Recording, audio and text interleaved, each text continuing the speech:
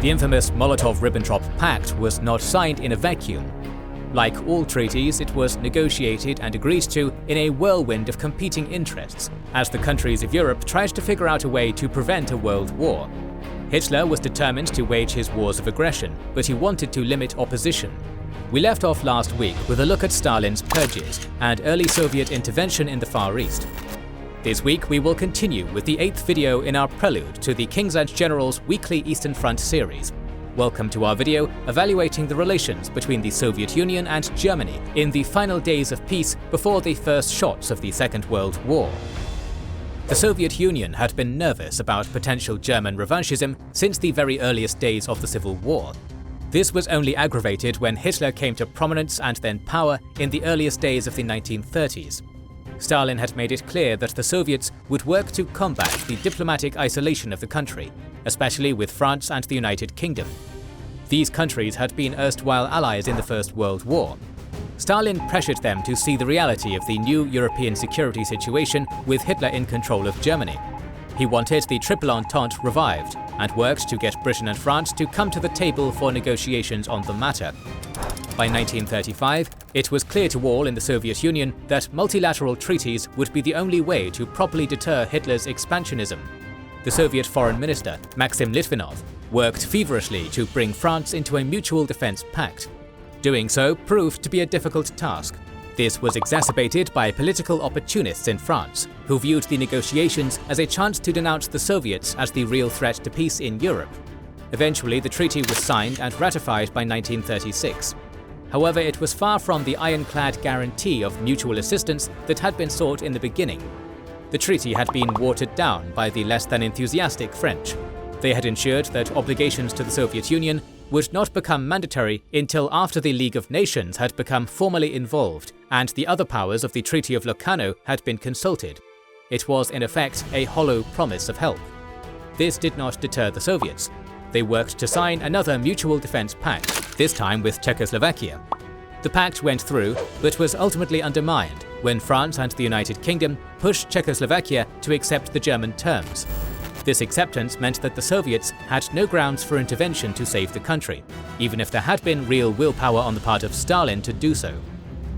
The Soviet Union made statements that they were prepared to help the Central European country resist, but it was clear that there was no path to do so. The tyranny of geography meant that without Polish acquiescence, no Soviet troops could reach Czechoslovakia. The Poles resisted pressure to give this permission. They had legitimate fears about the Soviet Union's intentions regarding Polish territory. It is unclear if the Soviets had any ill intentions at this point. The eventual desire to take Polish territory in part and to merge the country into the Soviet political orbit entirely was clear from the Molotov-Ribbentrop Pact made in 1939, but we will discuss that later. Polish resistance to allowing Soviet forces to pass through its territory sealed the fate of Czechoslovakia. It would prove to be a critical failing in the negotiations to bring the Soviet Union into a common defense pact in the wake of the debacle around Czechoslovakia. It was at the Munich conference that the fate of the small country was settled, and Hitler made a solemn promise that the claims on Czechoslovakia represented his final territorial demands of Europe. He would break this promise within months. It was only now that France and Britain awoke to the true danger of Hitler. They now decided, in March of 1939, that the Soviet Union was essential to a proper deterrence of further expansion of Germany under Hitler. This did not automatically mean that the Triple Entente of 1914 was revived.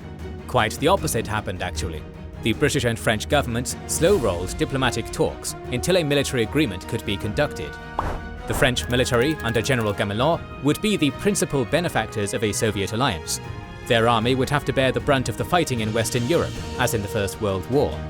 The Red Army was at least the equal of the French army in numbers, and if thrown into the fight, would mean the difference between the desperate last stands of the war and a viable plan of operations that could put the Wehrmacht to bed. The French military and government understood this well, and it formed the basis of their strategy of appeasement towards Hitler in the first place. Yet, knowing this, General Gamelin did not push for the military talks his political masters demanded come first. In April, the British and French governments made unilateral declarations to guarantee Polish sovereignty. They pushed hard for the Soviet Union to follow suit, but Stalin and Minister of Foreign Affairs Litvinov were suspicious of being trapped in a fight against the Germans as the Allies sat idly by. The Molotov-Ribbentrop Pact was not a premeditated alliance, born of long-standing cooperation and scheming between the two countries. Neither was it truly the result of a last-minute attempt to save the peace between the Soviet Union and Germany. The pact was solidified in the final days before Hitler moved on Poland, but the groundwork had been laid in the preceding months. Stalin had been suspicious of the UK and France's commitment to actually working together to defeat Hitler since the crisis over the Sudetenland. Sensing the real danger of being left in the lurch, he moved cautiously, sounding out German willingness to settle questions on each country's vital interests. In April, Hitler excluded the Soviet Union from his usual berating in a speech to the Reichstag. This was seen as a signal that the door may be open. Stalin reciprocated this move in his own speech in March.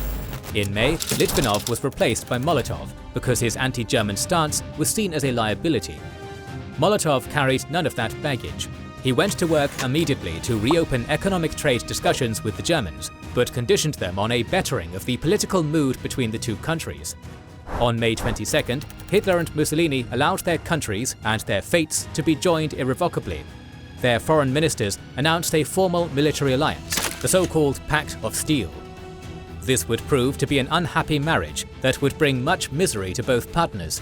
But for now, it was all good news, as Hitler made a strong showing to the Allies and the Soviet Union that he was prepared for a general war.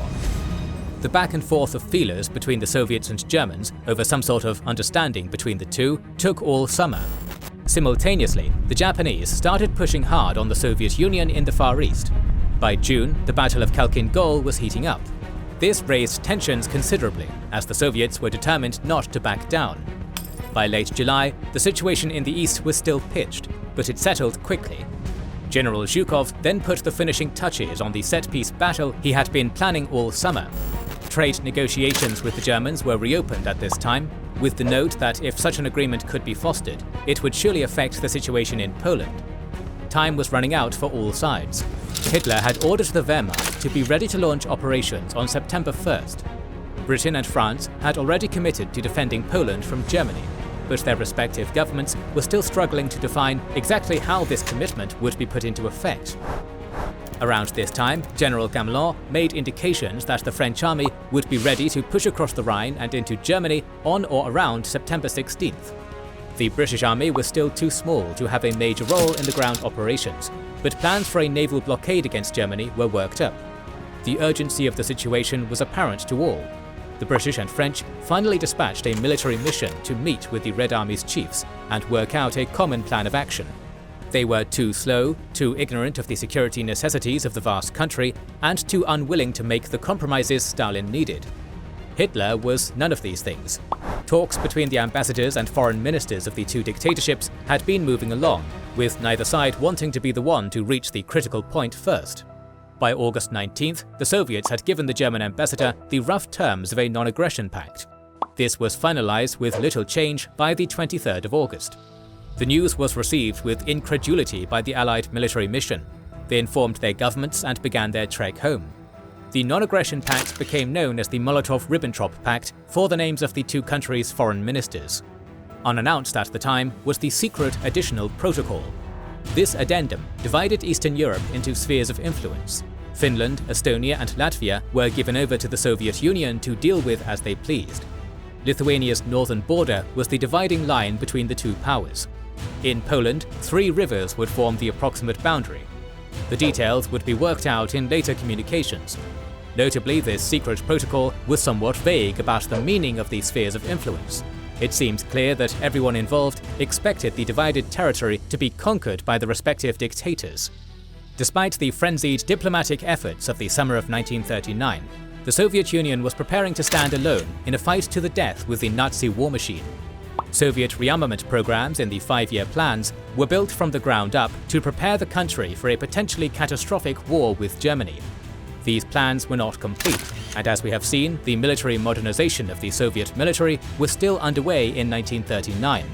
The Molotov-Ribbentrop Pact was not seen as a permanent peace, but as a tool to gain time and breathing room to secure the western borders of Stalin's empire. For Hitler it was much of the same, but for his eastern borders, while he confronted France and the UK.